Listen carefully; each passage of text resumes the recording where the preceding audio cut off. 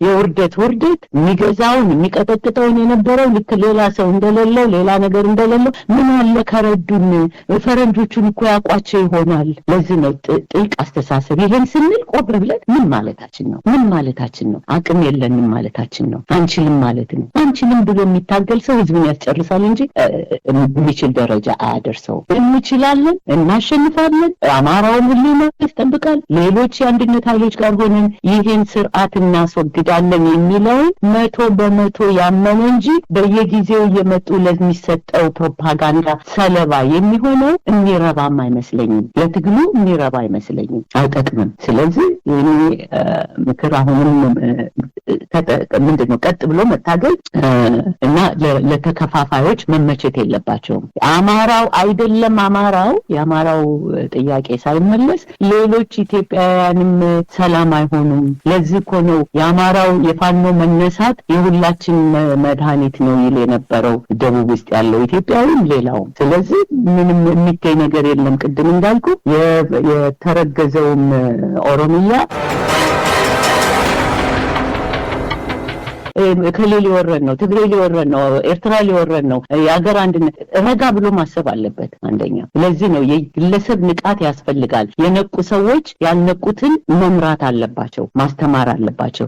ሌላ ምንድነው ማቆም ያለበት የአማራው እንትን እንደገና መልሶ እንደ አዲስ ሁሉን ነገር መነጋገር የለብንም። አማራውን እየከፋፈሉት ነው እንላለን። አማራውን ለምንድነው ራሱን አመቻችቶ የሚጠብቀው? ለምንድነው ለመከፋፈል ዝግጁ የሚሆነው? ስለዚህ እንደው ያለውን ሁኔታ የሌሎቹን ጸረ ኢትዮጵያ ጸረ አማራነት ጸረ ሀገራዊነት ለውጭ ሀገር አዳሪነታቸውን ለማሳየት ነው ሌሎችን የምንጠቁመው በሌሎች ላይ። ሌላው ግን በራሳችን ላይ ነው መሆን ያለበት። ወደ ራሳችን መመልከት አለብን። ሊከፋፍለኝ የመጣውን እንዴት ነው እንድከፋፈል ዝግጁ መሆነው? ለውሸት ፕሮፓጋንዳ እንዴት ነው ራሳችንን የምናዘጋጀው? ስለዚህ አማራውም ራሱ በአማራነት ለህልውና እየታገልኩ ነው ሲል ምን ማለቱ ነው? አገር ሲል ለሀገር ትተን የት ሀገር ኖሮት ነው? ይሄን እኮ ነው የቷን ሀገር የቱን መንግስት ነው? በድሮ ጊዜ ፋኖ ተነስቶ በሚዘምትበት ጊዜ እንደምታስታውሰው እንደምንለው ጊዜ የሀገር መንግስት ነበረው፣ ንጉሠ ነገስት ነበረው ወይ ንግስት ነበረችው።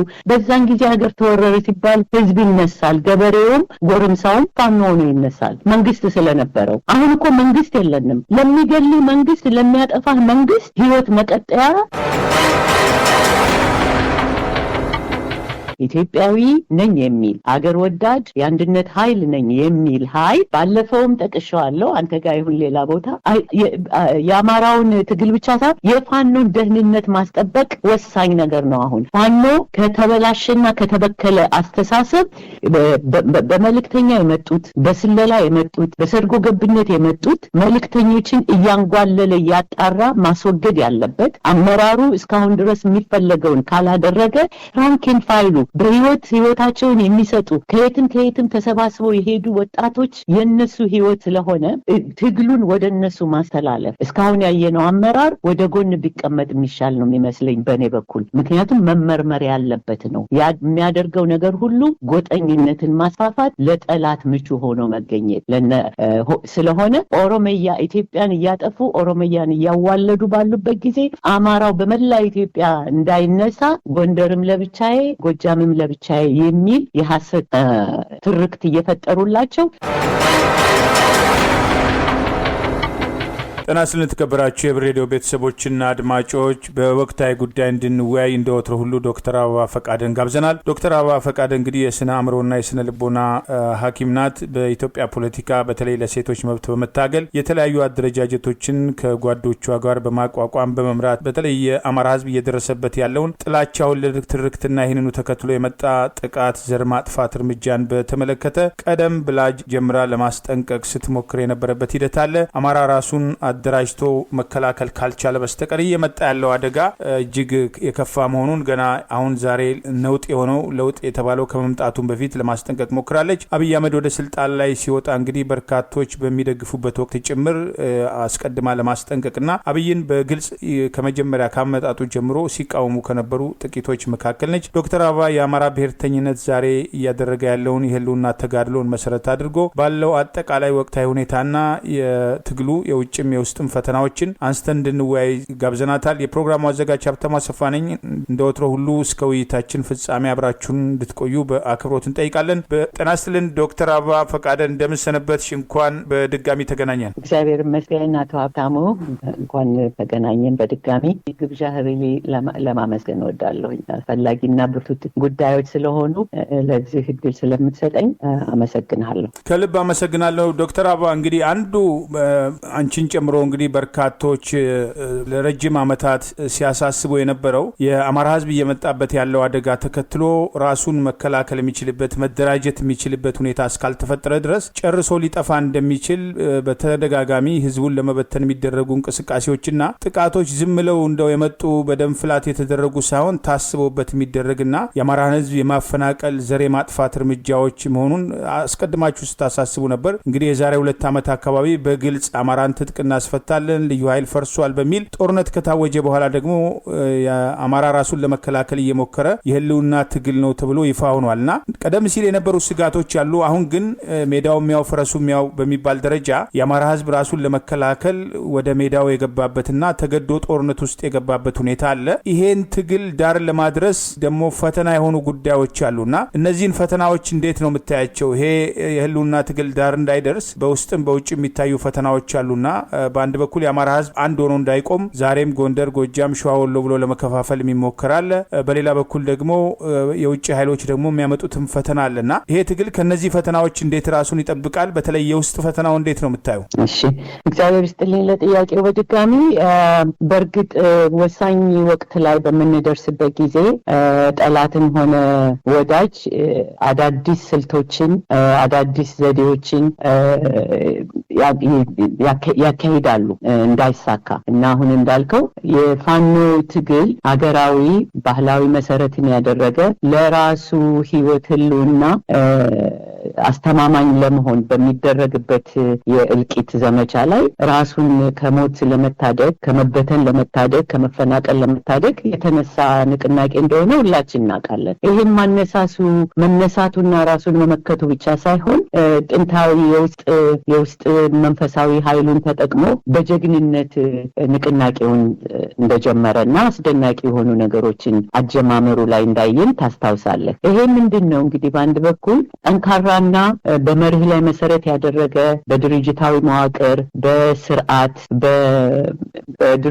በድርጅታዊ ስርዓት ቢካሄድና ቢቀጥል ኖሮ አሁን የሚመጡበትን አንዳንድ መሰናክሎች ለመወጣት ይችል ነበር። ይሄንን ኃይል ደግሞ የተመለከቱ አማራው ተቆጥቶ ከተነሳ የነበረውን ታጋሽነት የነበረውን ያብሮነት ለጥፋት እንዳደረሰው እና ለጥቃት እንዳደረሰው ከገባው በኋላ ያሳየውን እርምጃ ያሳየውን ቆራጥነት በዋዛ ደግሞ የነ አብይም ሆኑ በውስጥም በተለያየ መንገድ ተልኮ ያላቸው ኃይሎች ልዩ ዘዴ በመፍጠር ስምምነት እንዳይኖር አንድነት እንዳይኖር የተለያዩ አጀንዳዎችን በመስጠት መጎተት እንዳለባቸው ትኩረቱ በአጠቃላይ በዛ በአገራችን ውስጥ በሰሜን በደቡብ በምዕራብ በምስራቅ ያለው ማንኛቸውም መንግስትን ብሎም በላይ የተቀመጠው ሁሉን ኃይሉን ወደ አማራው ላይ ሊነሳ የሚችል ኃይል ነው። ልናስቆመው አንችልም። ስለዚህ የበለጠ ተጠናክረን የበለጠ ልዩ ዘዴዎችን ይዘን መምታት አለብን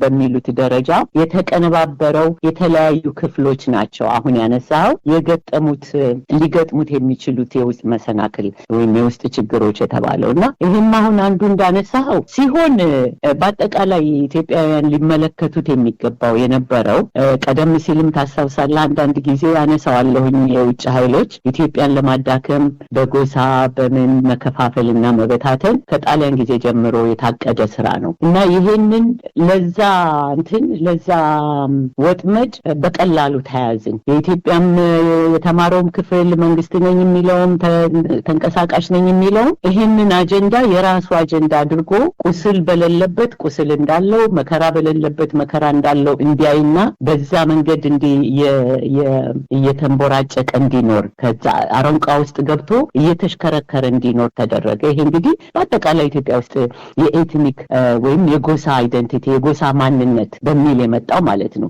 በጎሳ ማንነት ሰዎችን ስታደራጅ ወይም እንደዚህ አይነት ፖለቲካ ስርዓት በዓለም ላይ የሌለ ፖለቲካ ስርዓት በቋንቋና በጎሳ ሰዎችን ከፋፍለህ በምታደራጅበት ወይም በምታዋቅርበት ጊዜ በአገርም ደረጃ የምትፈጥረው የሰው ልጅን መብት እንደ ግለሰብ አንድ ሰው መብት አለኝ የሚለውን ነፃ ሰው ነኝ የሚለውን ነፃነቱን ትገፋለህ ማለት ነው። ነፃነቱ በቡድን ነፃነት እንዲተካ እናደርጋለን። ይሄ ማለት በቀላሉ በእንደዚህ አይነት በቡድን ማምለክ ልክ እንደ እንስሳዎች ማለት ነው። በመንጋም በለው በፕራይድ በተለያዩ እንስሳዎች በቡድን ሆነው እንደሚሰሩት የራሱ የሆነ ሐሳብ ሰውን ሰው የሚያደርገውን የራሱ የሆነ ማንነት እንዳይኖረው ስታደርግ አሁን ዛሬ ለደረስንበት ቅድም ለጠቀስካቸው ችግሮች ዋናውን ችግሩን በሀገር ውስጥ ያለውን እንዳይመለከትና በሌለበት ቦታ ሲዋልል እንዲኖር ያደርገዋል ማለት ነው።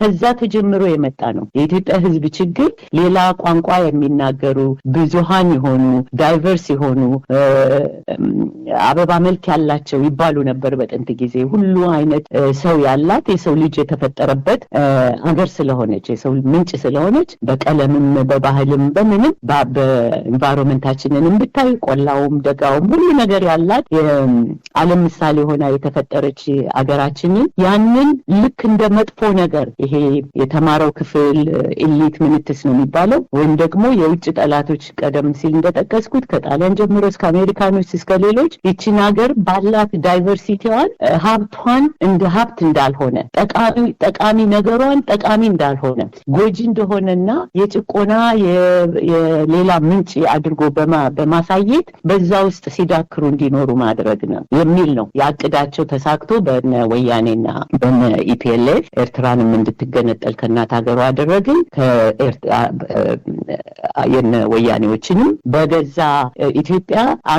ኢትዮጵያ የራሷ ክፍለ ሀገር ሲገነጠልባት ወኪል ሳትሆን አስገንጣይ ሆና ተገኝታለች በሚል ዶክመንት የሆነ ነው በታሪክ በዩናይትድ ኔሽን። እንግዲህ ይህን ሁሉ መንደርደሪያ የምሰጠው አሁን ለደረሰብን ችግር ማሳያ እንዲጠቅም ብዬ ነው። እና እንደዛ በሚደረግበት ጊዜ የምንመለስ ለኦን ቢሃፍ ኦፍ ኤርትራ ሆነው ነው አስገንጣይ ነበሩ። አሁን ዛሬ እንደ ቀልድ ባህር ፈልጋለሁ ምንትስ ፈልጋለሁ የሚለው ሁሉ ሌላ ነገር ለማዘናጊያ እንጂ ሰዶ ምንድነው ማሳደድ አይነት ነገር ነው ሰጥቶም። ስለዚህ ይሄንን በጎሳ ተብሎ የመጣውን ይሄን ሆኖ አሁን ቅድም እንደ መንደርደሪያ እንደሰጠኝ የአማራው ህዝብ ለዚች ኢትዮጵያን ለማጥፋት የአማራውን ህዝብ ማጥፋት የሚለውን መሰሪ ሐሳብ በቲፒኤልኤፍ እና በኦኤልኤፍ እንግዲህ ቲፒኤልኤፍ እና ኦኤልኤፍ ስል በውስጣቸው ያሉት የነሱ ተከታዮች በኦኤልኤፍም ስል ከነብልጽግና ከነምኑ ጭምር ነው። በእነሱ አቀንቃኝነት የጎሳ ሀገር ክፍፍል ሀገርን በዛ መበተን ግን አማራው እስካልተመታ ድረስ ኢትዮጵያ ልትኖር እንደምትችል የውጭ እንትኖቻቸው የውጭ ደጋፊዎቻቸውና ፍላጎታቸው እንዲሟላ የሚፈልጉ ኃይሎች የሚፈልጉት ሊሳካ አይችልም አማራውን ካልመታን ነው። እንግዲህ አሁን ተመልሼ ወደ ቅድሙ ስመጣ ፋኖ ይሄንን በአማራው ህዝብ ላይ የሚደረገውን ጥቃት በሚያነሳበት ጊዜ መላ ኢትዮጵያ ቅን የሆኑ አገር ወዳድ የሆኑ ኢትዮጵያውያን የአንድነት ኃይል የሆኑ ኢትዮጵያውያን የመገንጠል መንፈስ የሌላቸው ኢትዮጵያውያን ሁሉ በፋኖ ላይ ከፍተኛ እምነትና ከፍተኛ ተስፋ መጣል ጀመሩ። አይደለም ለአማራው ለኛ ሁሉ ይተርፋል ማለት ተጀመረ። አይደለም ዝም ብሎ መንደሩን ብቻ አስጠብቆ ሳይሆን አገራዊ ስርዓትን አስከብሮ ህዝብ የፖለቲካ ስልጣን ባለቤት እንዲሆን የሚያደርግ ኃይል ነው የሚለው መንፈስ መንቀሳቀስ ጀመረ። ይሄ እየገፋ በሚመጣበት ጊዜ የነ አብይና መሰሎቻቸው ደግሞ ይሄንን ለመምታት ልዩ ዘዴዎች ካሰቡት በላይ እንደሆነና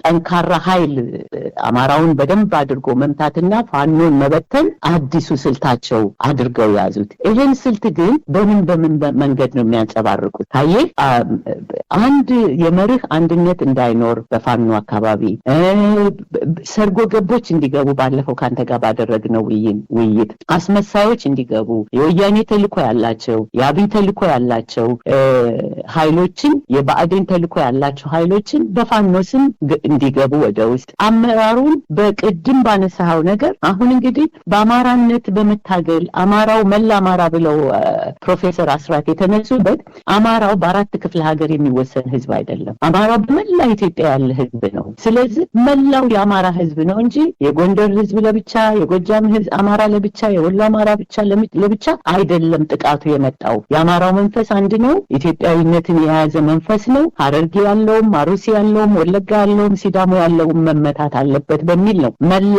አማራ ብለን ብንንቀሳቀስ መላው ኢትዮጵያን ሁሉ ሊደግፍና መላው ኢትዮጵያውም ሊደግፈው የሚገባ ንቅናቄ መሆኑን ስለተገነዘቡ ነበር ያ የተጀመረው። አሁን እያንዳንዱ ስልት የፋኖ ጠንክሮ መሄድ አስጊ ስለሆነ ለውጮቹም በውስጥ ለውስጥ የሚሰራው ምንድነው? ፋኖን ውስጥ ለውስጥ ማዳከም፣ የጠነከረ ስራ እንዳይሰራ ማድረግ፣ የጠነከረ ጦርነት አድርጎ በተነሳበት ሞመንተም ገፍቶ እንዳይሄድ የተለያዩ መሰናክሎች አንተ እንዳልካቸው ከነዚህ መሰናክሎች ውስጥ አንዳንዱ ምንድነው?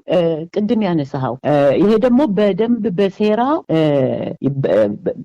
የወሎ ለብቻው አይኛ ምንም አያረግልንም ጎንደርም እንደዚህ ይሄ ውስጥ ለውስጥ በሚደረገው ፕሮፓጋንዳና ከዚህ ከላይ ሆነው አሁን የአማራ ወኪል መስለው የሚናገሩ ኤሊቶች የፋኖ ተቆርቋሪ መስለው የአብይ ተቃዋሚ መስለው የሚያካሂዱት ውስጥ ለውስጥ ደግሞ አይኛ ምን እናደርጋለን ከጎጃም ጋር ጎንደር ይሻለናል፣ አይ ጎጃም ምን ያረግልኛል፣ እንደውም ዝም ብለን ክፍለ ሀገሮቻችንን ይዘን ብንቆይ ይሻላል እየተባለ ወደ ኋላ ሪትሪት እንዲያደርግ ወደ ኋላ ማፈግፈግ ብቻ ሳይሆን ይሄ አካሄድ ይሄ አሁን በክፍለ ሀገር በምን ለመበታተን የሚሞክረውና አንድ ወጥ የሆነ ይዞ እንዳይሄድ እንደውም በቀደም እንኳን አንድ ወጥ ይዞ ሊሄድ በአማራው ጥንካሬ አቶ አንዳርጋቸው ሲናገር ኢዜማ የሚቀላቀለው ነው ያለ። ይሄ እንግዲህ በገሃድ ገዳዩም ተገዳዩም ጨቋኙም ተጨቋኙም አጥፊውም ጠፊውም አንድ ላይ እንዲሆኑ ይደረጋል። ይሄን ግን የሚያደርጉት በሽፋን ልክ ፋኖ ጠንክሮ አማራው ለአማራው ተቆርቋሪ በመምሰል ነው። ግን ውስጥ ለውስጥ ትግሉ ተፋፍሞ እንዳይሄድ እኔም አንተም ትግሉን የምንከታተል ሰዎች የምናውቀው ነው። ይሄ ምንድነው? ወሎ ለብቻው እንዲሆን አንድ አይነት አመራር እንዳይመጣ፣ ሸዋም እንደዚሁ እንዲመታ፣ ጎንደርም ጎጃምም እንዲመታ ተደርጎ ትግሉ አሁን ተገትቶ ተይዟል የፋኖ ትግል እና ይሄ በጣም በጣም ልናስብበት የሚገባ ይሄ ደግሞ ለምንድነው ሲባል በኔ በኩል በኔ እይታ ይሄ ሁሉ ውዥንብር ፋኖም እንዲላላ በፋኖ ውስጥም ክፍፍል እንዲኖር አንዱ በየክፍለ ሀገሩ ጎንደር የጎጃም ምንትስ የሚለው በዚህ ግርግርኛ ስንሳተፍ የጠላቶች የኢትዮጵያ ጠላት የአማራው ህዝብ ጠላት የአፍሪካ ማፈሪያዎች የሆኑት ኦኤልኤፍ ኦሮሚያ የሚባልን ፈረንጅ ያቀደላቸውን አገር ለማዋለድ ውስጥ ለውስጥ እሱን እያፋፋሙ እሱን እየሰሩ አማራው ግን በክፍለ ሀገር እንዲበተን በጎጥ እርስ በርሱ እንትን እንዲል በተልኮ በመጡት ሰርጎ ገቦች በገንዘብ በተለያየ መንገድ እያታለሉ ወደ ኋላ እንዲሆን ይሄን በግልጽ ሊቀመጥ የሚገባው በእኔ እይታ ማለት ነው። በእኔ እይታ የና አብይ ሚሽን ለማስፈጸም አብይን አሁን ተነስቶ እግሩን ሲስሙ የነበሩ ሰዎች አብይን ሲሳደቡ ትሰማለህ። ምክንያቱም ያለቀለት ስለሆነ ነው። አብይን መሳደብ ምንም የሚያስፈልግ አይደለም። የበላዮቻቸው ነግረዋቸዋል። አብይ አዋልዶ ትልቅ ስራ ሰርቶላቸው እንዲሄድ ነው የሚፈለገው። ኦሮሚያ የምትባል ሀገር ለመፍጠር ነው እና ኢትዮጵያዊ ነኝ የሚል አገር ወዳድ የአንድነት ኃይል ነኝ የሚል ኃይል ባለፈውም ጠቅሼዋለሁ። አንተ ጋር ይሁን ሌላ ቦታ የአማራውን ትግል ብቻ ሳይሆን የፋኖን ደህንነት ማስጠበቅ ወሳኝ ነገር ነው። አሁን ፋኖ ከተበላሸና ከተበከለ አስተሳሰብ በመልእክተኛ የመጡት በስለላ የመጡት በሰርጎ ገብነት የመጡት መልእክተኞችን እያንጓለለ ያጣራ ማስወገድ ያለበት አመራሩ እስካሁን ድረስ የሚፈለገውን ካላደረገ ራንኪን ፋይሉ ህይወታቸውን የሚሰጡ ከየትም ተሰባስበው የሄዱ ወጣቶች የነሱ ህይወት ስለሆነ ትግሉን ወደ እነሱ ማስተላለፍ እስካሁን ያየነው አመራር ወደ ጎን ቢቀመጥ የሚሻል ነው የሚመስለኝ በኔ በኩል። ምክንያቱም መመርመር ያለበት ነው የሚያደርገው ነገር ሁሉ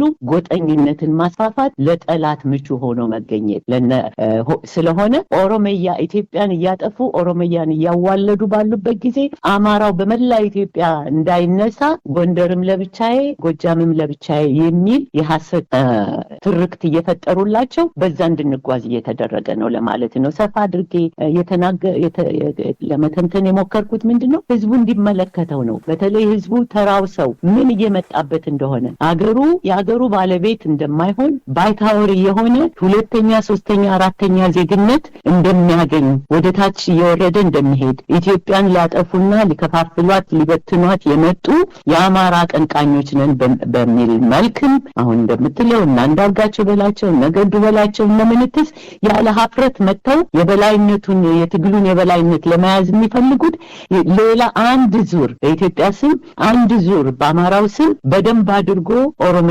እስኪታወጅ ድረስ ለማስጠበቅ ለማዘናጋት ለማደንዘዝ የመጡ ናቸውና የኔ ምክርና አስተያየት የሚሆነው አማራው በአማራነት ተነስተሃል የምትጠቃው አማራ በመሆንህ ነው የጎጃም ልጅ ስለሆንክ አይደለም የጎንደር ልጅ ስለሆንክ አይደለም አማራው የኢትዮጵያ ምሰሶ ነው የኢትዮጵያ ማገር ነው መሰረት ነው ኢትዮጵያዊነትን ይወዳል ያከብራል አገራዊነትን ያንጸባርቃል ከጎሳነት ይሄን ካላጠፋን የምዕራባውያንም ሆነ የአረቦቹም ኢንትረስት እና አስፈጻሚዎቻቸው ግብ ላይ አይመቱም ስለዚህ ይሄን እንዲመለከተው ህዝቡ ምን እየመጣበት እንደሆነ ነገ ኢትዮጵያ የምትባል ሀገር ኦሮሚያ ታወጀ ምን ከተባለ በኋላ እንደገና ወደ ኋላ ተመልሶ ከመንፈራገጥ ከወዲሁ ይሄ እንዳይሳካ ማድረግ አለብን ትግላችን መላው አማራ ህልውናውን አስጠብቆ ከሌሎች አገር ወዳድ ኢትዮጵያውያን የአንድነት ኃይል ጋር ህብረት ፈጥሮ የአብይን ማስወገድ ሳይሆን የአብይን ስርዓት የወያኔ ያመጣውን የጎሳ ስርዓት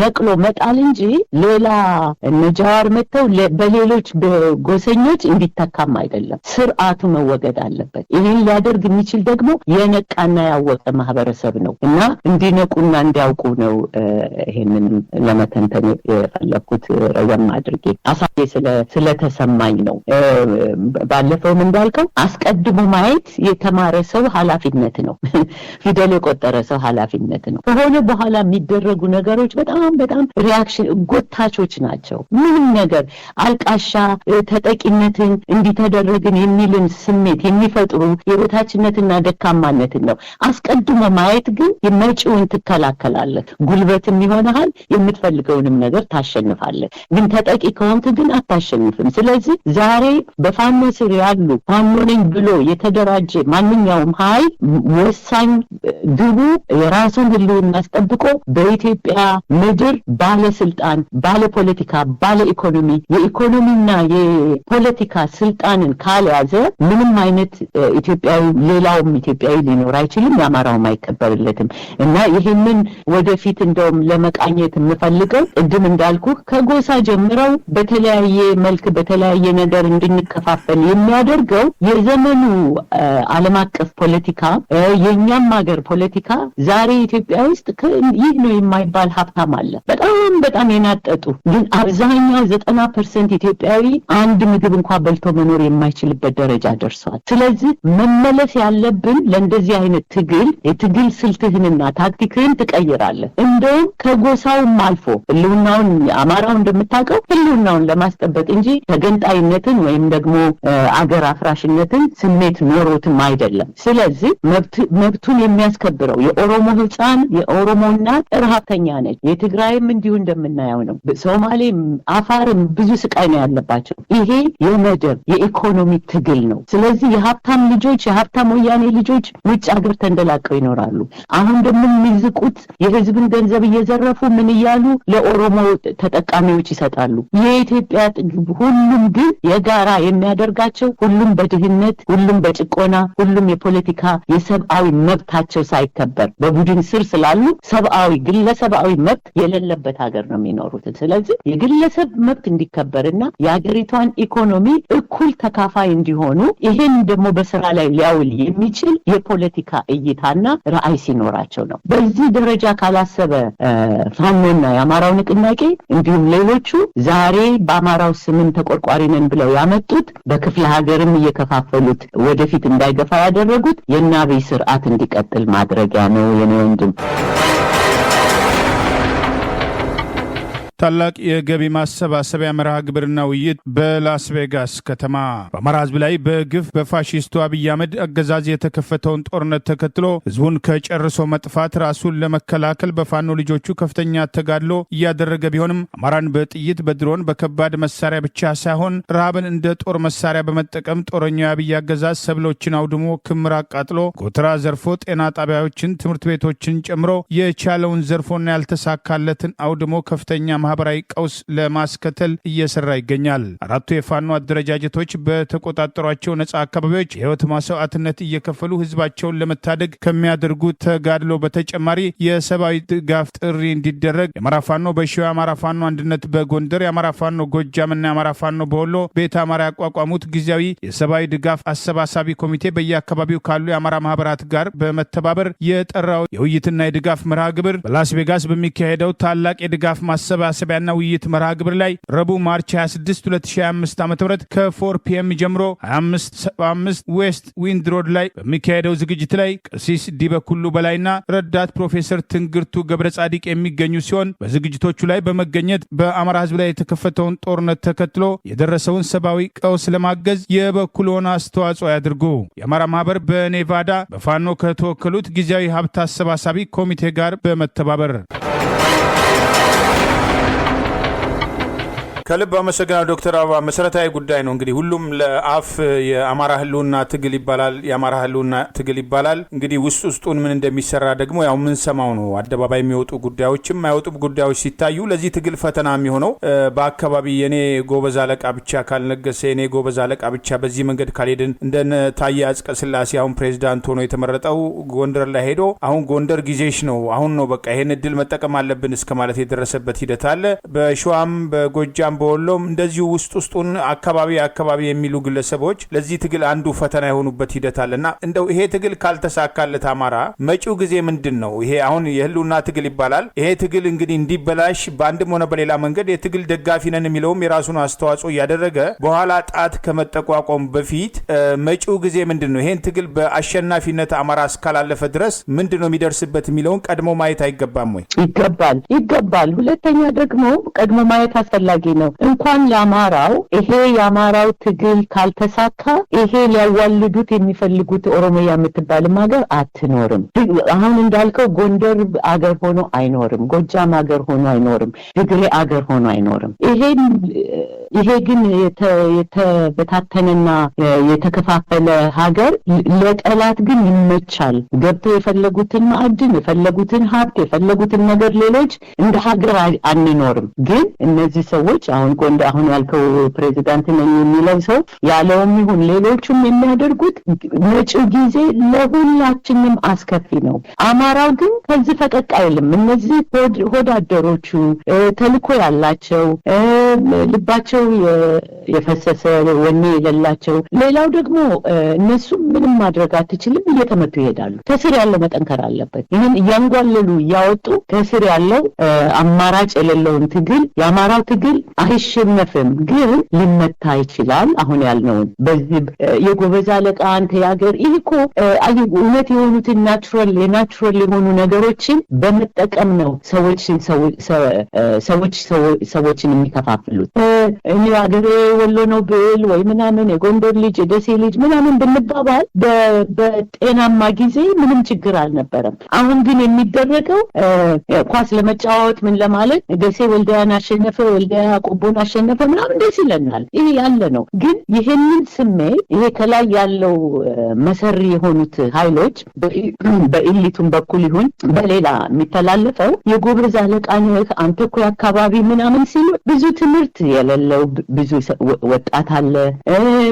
አርቀው ማየት የማይችሉ ከአካባቢያቸው አእምሯቸው አንሶ ሳይሆን ባለፈው 30-40 ዓመት የተደረገውና የሚደረገው ፕሮፓጋንዳም በተለያየ መንገድ ጦር ከፈታ ወሬ የፈታው እንደሚባለው ሁሉ እነዚህ ውስጥ ለውስጥ አንተ እኮ እንዴ ወሎ ጠንከር ብሎ ቢነሳ ከማንም አያንስም ትላለህ። አሁን ቅድም አለ እንዳልከው ጎንደር አሁን ነው ምን ለመሆን ነው? ጎንደር አሁን ምንድነው አሁን የሚያገኘው? ምንም የሚያገኘው ነገር የለም። ስለዚህ ይሄንን ናቹራል የሆነውን ስሜት የክፍለ ሀገርን በለው የጎጥንም በለው ፖለቲሳይዝ እየተደረገ ልክ መጀመሪያ ላይ ለመተንተን የሞከርኩት ኢትዮጵያ በሀብታምነቷ የተለያየ ቋንቋና የተለያየ መልክዓ ምድር ላይ የሚኖሩ ልዩ ልዩ ህዝብ ስላላት አንድ ህዝብ የተለያየ መልክና ገጽታ ያለው ስላላት ያንን እንደ ፖለቲካል መሳሪያ ሆነ። ኤትኒሲዝም አይደንቲቲህን ፖለቲሳይዝ አደረከው። ይሄን ኦሮሞኛ እናገራለሁ ከተባለ ኦሮሞኛ የሚናገር ሰው መሆኔ ሳይሆን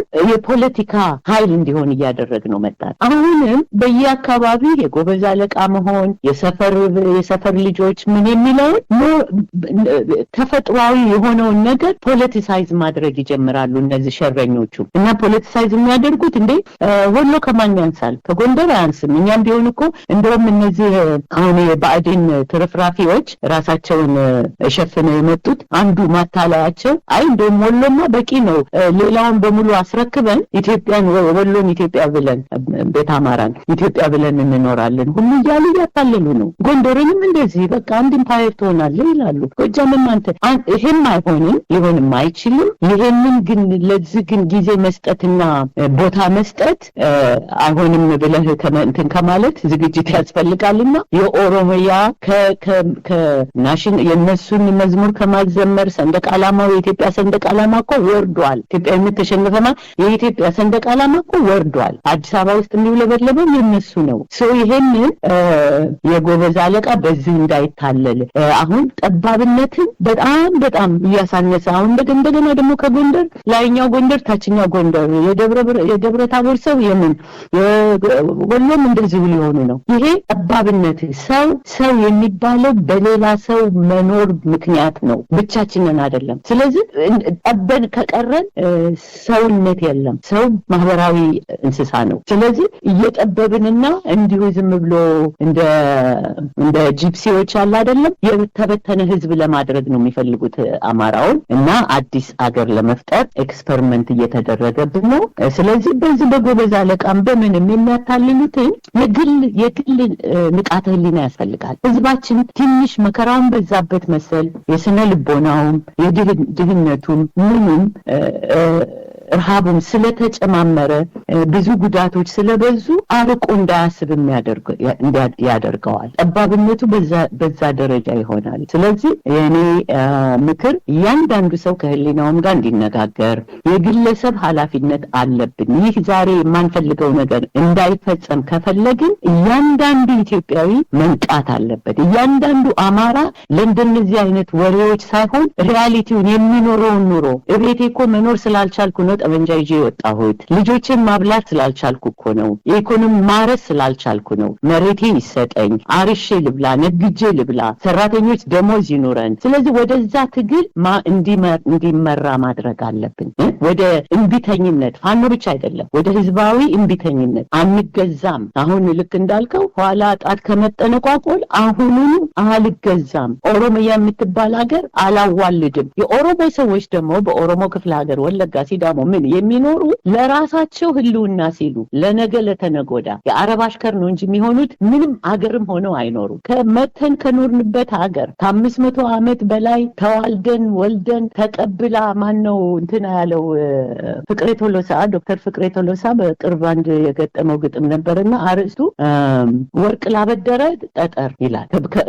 የኦሮሞ ህዝብ ኢትዮጵያ ለነሱ ምን እንደሆነች ጃዋር የሚያወራ ሳይሆን እነሱ የኖሩትን እንደገና እንዲፈትሹ እንዲመለከቱና ይሄ ለነሱ የማይጠቅም መሆኑን ማስቆም። የትግሬዎቹም እንዲሁ ዝም ብሎ ድርጅትና ፋኖ ብቻ ወይም ውትድርና ብቻ አይደለም። ህዝባዊ ንቃት መንፈስህ ሊነቃ ይገባል። ኢትዮጵያውያን አብዛኛዎቹ እስላምና ክርስቲያኖች ናቸው፣ ግን ለናሙና አታድርጉት። እንደ ክርስቲያን እንደ እስላም ወደ ውስጥ ስትፈትሽ ኃይልህ ከሰው በላይ ነው፣ ጉልበትህ ከሰው በላይ ነው። ታማኝነትህ ለእምነትህ ለእግዚአብሔር መሆን አለበት። ያን ስታደርግ ምንም አይሳንህም። አሁን እኮ በቃ ሸኔን ካልተከተልክ አብይን ካልተከተልክ ምናምን ህይወት ያለን። ስለዚህ ሃይማኖት እንደሌለው መንፈሳዊነት እንደሌለው እንደ ከብት ነው የምንኖረው እና ይሄን ለጎበዝ አለቆቹ ለፋኖች ብቻ ሳይሆን መላ ኢትዮጵያ አዲስ አበባ ውስጥ ያለው እንቢተኝነት፣ ህዝባዊ እንቢተኝነት፣ አንገዛም፣ ኢትዮጵያም አትከፈልም፣ ኦሮሚያ የሚባል ሀገርም በእኛ ሞት አትመሰረትም። ይህን ፈርምሊ እያንዳንዱ ሰው ማለት አለበት። ያን ጊዜ በቀላሉ ምክንያቱም በውሸት የተካበ በሐሰት ትርክት የተካበ ነገር ስለሆነ ያን ማስቆም አያቅተንም ባይነኝ እኔ። ይሄ በኦሮሞነትም አሁን ምንድነው አዲስ ተሰላፊነት ነው ተረኛነት የሚሉት ነገር አላቸው። እሱም በአንድ ጊዜ ይፈሳል፣ ወደ ህሊናቸው ይመለሳሉ። ግን እያንዳንዱ ኢትዮጵያዊ በየከተማው እንቢተኝነት፣ ቆመህ ለምን ትሞታለህ? የሰው ልጅ ዝም ብሎ ቆሞ እንደ ከብት አይገደልም። ይሄ ነው የሚደረግበት። የአሁኑም ማካሄድ ይሄን ነው ብዬ ነው የማስበው። ወሬው ስለበዛ በፋኖም አካባቢ ወሬ በዛ። ወሬ ከበዛ ትግሉ ይቀንሳል። ለወሬ እኮ የተወሰነ ሚዲያም የተወሰነ ሰዎችም አለን ይሄን ለማድረግ። ለነሱ የራሳቸውን ስራ ነው መስራት ያለባቸውና ሰለባ እንዳይሆኑ እንጂ ምንም የትም የሚደርስ ግን ማንም አይደለም። አማራው አሁን እንዳሰቡት ከፋፍሎ በአራት ክፍለ ሀገር ከፋፍለህ ከ20 እስከ 30 ሚሊዮን የሚገመት ደግሞ በሌሎች ክፍለ ሀገር የሚኖረውን አማራ አሳልፈህ ሰጥተህ እንደገና ደግሞ የዛሬ ስንት መቶ ዓመት 28 ጎሳዎችን በወራሪነት የጨፈለቀና ያጠፋ የኦሮሞ የገዳ ሲስተም እንደገና አሁን ያሉትን ጉራጌ፣ ወላይታው፣ ሲዳማው፣ ሀዲያው በሙሉ ኢትዮጵያ ውስጥ ያሉ ጥቃቅን አነስተኛ ማህበረሰቦች ተውጠው ተጨፍልቀው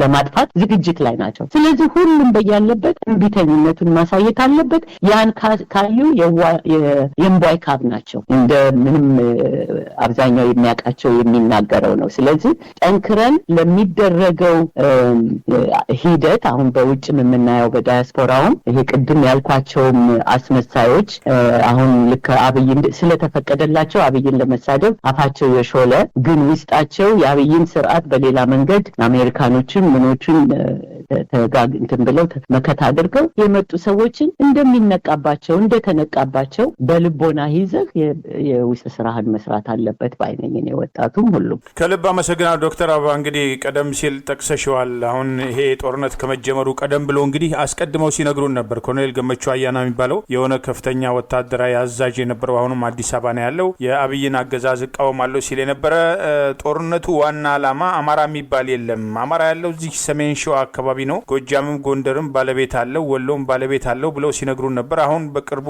በነ አብይ አህመድ በነ ዶክተር መራራ በኩል የነገረን እንግዲህ ኦሮሚያ ዓለም አቀፍ ድንበር ሊኖራት ይገባል፣ ወሎን፣ አዲስ አበባን፣ ድሬዳዋን፣ ሞያሌን ሁሉንም እነመተከል ሁሉ ጠቅልለው ኦሮሞን ሀገር ለማዋለድ የሚያደርጉትን እንቅስቃሴ በግልጽ ነግረውናል። እኔ ብዙ ጊዜ ሊመሰገኑ ይገባ ከሆነ በግልጽ የሚያደርጉትን ነገር ተናግረዋል። የዛሬ 6 ዓመት እኮ ዶክተር ዲማ ነጎ የኦነጉ መስራቾች አንዱና በሽግግሩ ጊዜ የማስታወቂያ ሚኒስትር የነበረው በኋላ መለስ ኦነግን ገፍተው ሲያባርሩ በቦሌ የሸኟቸው እነ ሌንጮ ለታ በጋራ እኮ መግለጫ ሰጥተዋል አዲስ አበባ ላይ ከነ በቀለ ገርባ ጋር እና አዲስ አበባ ውስጥ መኖር የሚፈልግ ይኖራል። አዲስ አበባ የኦሮሚያ ነች። ከዚህ በኋላ ይሄን የሚቀበል ይኖራል፣ የማይቀበለውን በር ከፍተንለት ይወጣል ብለው የነገሩን የዛሬ 6 ዓመት ነው። አሁን በኮሪደር ልማት በጫካ ፕሮጀክት እና በሌላ መንገድ ማፈናቀል ከመጀመራቸው በፊት አሁን ይሄንንም ደግሞ እንደ ትልቅ ድልና እየመነጠር ነው እያፈናቀል ነው እያወጣ ነው ተከራይ አርገነዋል፣ ከተከራይነትም መሮት ይበተናል እያሉ ጅማ ላይ እስከ መምከር የደረሱበትን ነገር አስቀድመው ነግረውናልና እነሱ በዚህ ደረጃ እየተናገሩ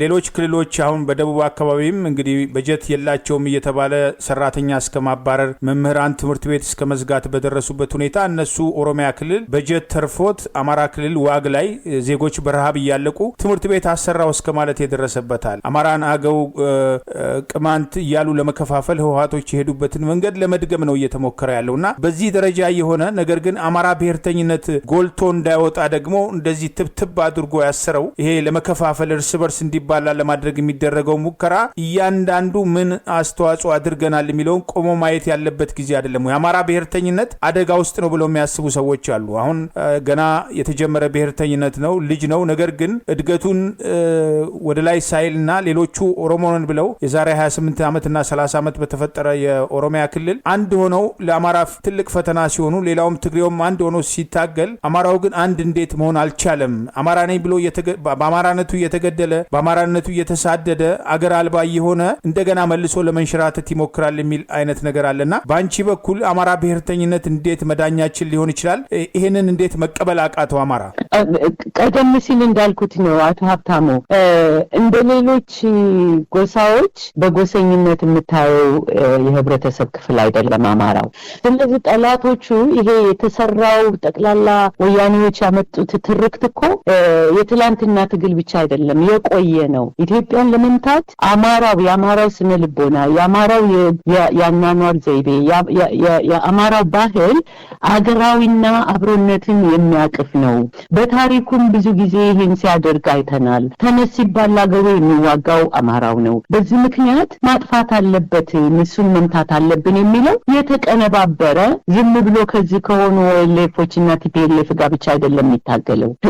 ይሄ ሰፊ ጠላት እንዳለው መገንዘብ አንድ ይሄ ስላለው ነው እንዲበታተንና ውስጥ ለውስጥ ስራዎች የሚሰሩበት ቅድም ያልነውን በመንደርተኝነት በክፍለ ሀገር ልጅነት በተለያየ መንገድ አማራው ሳይጠነክር ጉልበት ሳይይዝ ቶሎ እንምታው ብለው የሚመጡት የተቀነባበረ በብዙ መንገድ በብዙ ጠላቶች የተቀነባበረ ኃይል ስለሆነ ነው። ይሄ ደግሞ የሚጠበቅ ነው ተሳሜክተንት እስከ ተወሰነ ጊዜ ድረስ ደረጃ ድረስ የሚጠበቅ ነው። ስለዚህ ግን ምንድነው መደረግ ያለበት ነው? አማራ አሁን ባለበት ሁሉ ጊዜ ወደ እየቆየን የምናይ ከሆነ አስቀድመን የሚመጣውን ነገር ካላየንና አንድ ሁለት ስቴፕ ቀደም ብለን ካልሄድን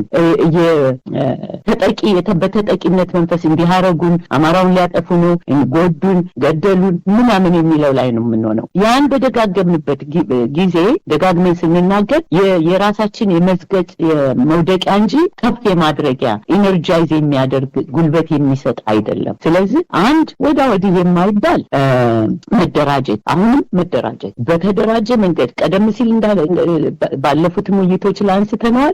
በነበረው በስሜታዊና በነበረው ተጽዕኖ የመጣ ህዝባዊ ንቅናቄ ነው የአማራው የፋኖ ንቅናቄ የአማራው ንቅናቄ። ስለዚህ አሁን ደግሞ ሰከን ብሎ በዚህ ንቅናቄ ውስጥ ነው ማአት ሰርጎ ገቦች ገብተው እንደ ልባቸው ሊሆኑ የቻሉት። ስለዚህ አሁን ጊዜው የማጣሪያና የቁጥር ሳይሆን ጠንካራ በመርህ ላይ የተመሰረተ ስርዓትን የሚያውቅ ድርጅታዊም ሆነ ወታደራዊ ስርዓትን የተከተለ ይሄንን እስካሁን ድረስ ያየውን ነገር እንደ ትልቅ ተመክሮ ወስዶ ጠንክሮ መታገል። አንድ ተደራጅቶ ታጥቋል። አሁን የታጠቀ የተደራጀ አንልም። ተደራጅቶ ታጥቆ በአንድነት መንፈስ የሚሰሩትን አሰባስቦ የሚጎትቱትን ግን አሁን እስካሁን ባለፈውም ተነጋግረናል። ይሄን በየሚዲያው እየመጡ መልእክት እየተነገራቸው ራሱ አትምጡ፣ አታውሩ፣ ይሄን አታድርጉ እየተባሉ የሚያደርጉት ወይ ካለማወቅ ወይም መልእክተኞች ናቸው። ስለዚህ እነሱን ገለል ማድረግ አትታገልም ከነሱ ጋር።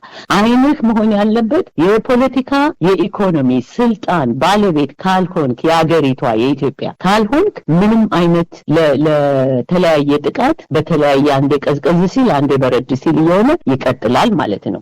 ሌላው ግን ይሄ ያልከው አሁን በዓለም አቀፍ ደረጃ ኦሮሚያን የዓለም አቀፍ ክልል ኦሮሚያን ለማዋለድ የሚያስቡ ሰዎች በጣም በትልቅ ቅዠት ላይ ናቸው።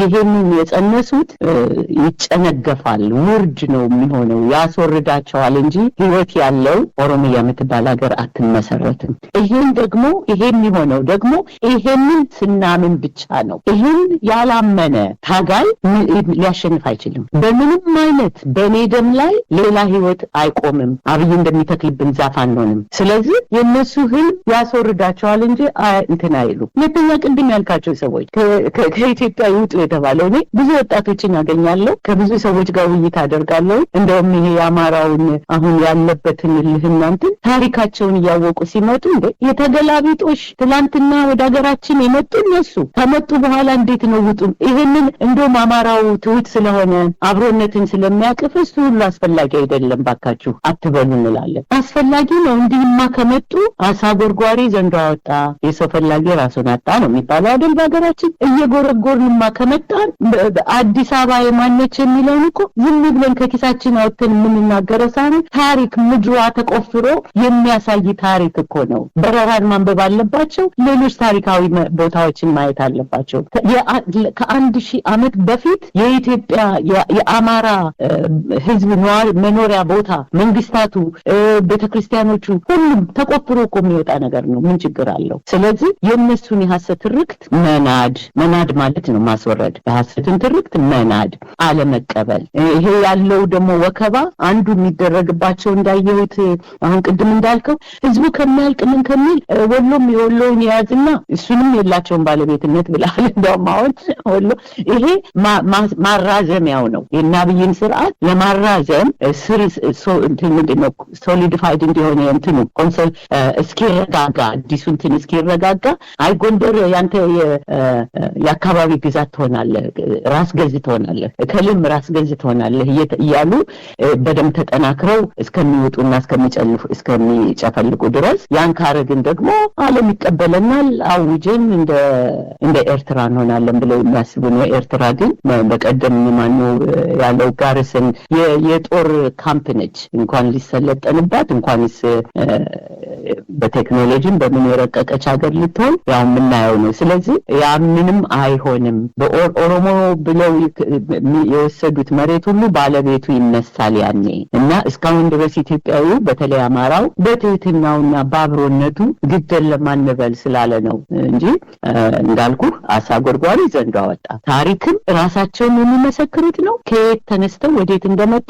የኢትዮጵያ ሕዝብ ግን ቅድም እንዳልኩ ፍቅረ ቶሎሳ ግጥም ላይ እንዳለው ጠጠር ወርቅ ላበደረ ጠጠር አቅፋ ደግፋ በኢትዮጵያ ስርዓት ውስጥ በመንግስት ስርዓት ውስጥ የመንግስት አስተዳዳሪ ሆነው በጦርም ሁሉም ተሳታፊ ሆነው የማይገባ ተግባር ጎጂ ባህላቸውን እና አፄ ምኒልክ በማግባባት ባሪያ ትሽጡ እያሉ እያስተማሩ ከህዝቡ ጋር ተዋህዶ እንዲኖር ያደረጉት ህዝብ ነው። ህዝቡም እንደዛ ነው እና ኦኤልኤፍ መተው ግን ያን ህዝብ ስሙን አስቀይረው ምን ብለው በጀርመኖች እና በአውሮፓውያን ፍላጎት ይሄ ከላይ በስልጣኔ የኖረውን ህዝብ መምታት አለባችሁ ብለው ቅድም እንዳልኩት በአፍሪካዊነቴም በኢትዮጵያዊነቴም በጣም አፍርባቸዋለሁ። ኢትዮጵያን የመሰለ 20 አገሮች እንኳን የሉም። የራሷ ስነ ጽሁፍ የራሷ ምን ያላት የሰለጠነችን አገር ሌሎች አፍሪካን አገሮች የራሳችን ቋንቋ የራሳችን ፊደል እናድርገው እያሉ ጥረት በሚያደርጉበት ጊዜ የዛሬ 400 ዓመት እና 500 ዓመት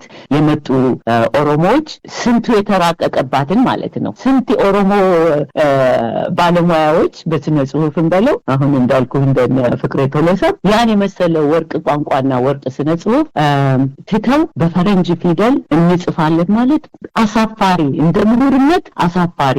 በጣም ውጭ ሀገር ይኖራሉ። ይሄንን በየዩኒቨርሲቲው ብዙ ነገር የምናወራው ነው። የባርነት ምልክት መሆኑን የራሳቸውን ነገር ትተው የሰውን መፈለግ በቅኝ ግዛት ጊዜ እንደነበረው። ስለዚህ አሁንም ከዛ ከቅኝ ገዢዎችና አስተሳሰብ ያልወጡ ናቸው እነዚህ የኦሮሞ ምሁር እንኳን ሌላቸውም አቀንቃኞች። ይሄንንም አውቀው ነው የጠላትህን ይላል ስቲቭ ቢኮ፣ አንዱ የኔ ወዳጄ ነው። ስቲቭ ቢኮ የሚለው የጠላትህን አእምሮ መቆጣጠር ትልቁ የመጨቆኛ መሳሪያችን ይላል። ትልቁ የመጨቆኛ መሳሪያችን በእጃችን ያለው የመጨቆኛ መሳሪያችን የተጨቋኞችን አእምሮ መቆጣጠር ነው። ከዛ በኋላ ራሱ ነው የሚፈጽምልህ። አንተም አታስገድደው። ማንም መጥቶ በእንግሊዝኛ ተናገር ያለው የለም። በእንግሊዝኛ በላቲን ፊደል ተጠቀም፣ ራሱ አስፈጻሚ ይሆናል። ምክንያቱም ማይንድ ሴቱ አእምሮ ተይዟልና እንዲሁ ዝም ብሎ የሚሞላብህ ነው። ከዛ በተነሳ ንቅናቄ ነው አሁን እዚህ አገር ማፍረስ ደረጃ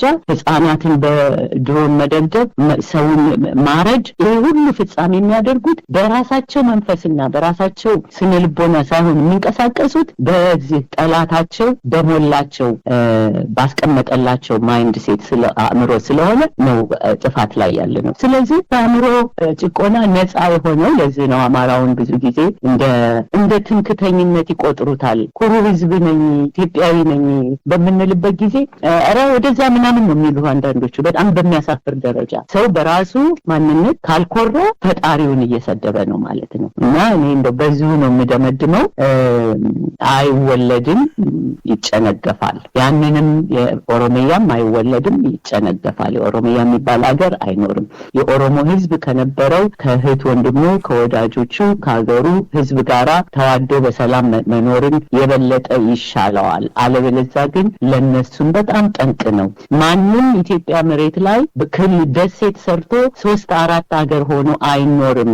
ይሄን ከወዲሁ እኮ ማሳየት ነው። ይሄ ራሱን የቻለ ትንተናም ውይይትም ማድረግ ይችላሉ በውስጥ ሰዎች። ማን ከማጋ ሆኖ ነው የሚኖረው? ማንም የማቤት ፈርሶ የማን ቤት ይባል የለም እንዴ? ስለዚህ አገሪቷን የጦር ሜዳ ከማድረግና ለፈረንጆች ምቹ ከማድረግ ሌላውም የነሱ አሽከር ከመሆን ኢትዮጵያዊ በርካታው ኦሮሞም ከድህነት አይወጣም።